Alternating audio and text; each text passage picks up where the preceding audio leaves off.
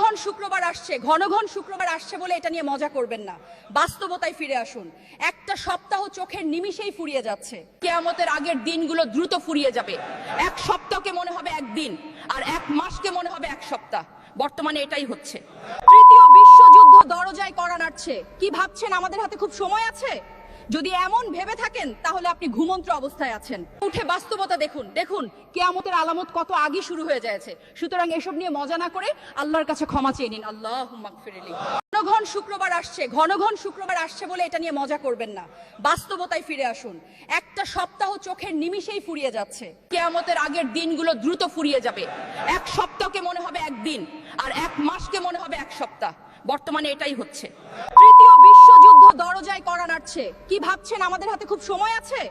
যদি এমন ভেবে থাকেন তাহলে আপনি ঘুমন্ত অবস্থায় আছেন। উঠে বাস্তবতা দেখুন। দেখুন কিয়ামতের আলামত কত আগে শুরু হয়ে যাচ্ছে। সুতরাং এসব নিয়ে মজা না করে আল্লাহর কাছে ক্ষমা চেয়ে নিন। আল্লাহুম্মা গফিরলি।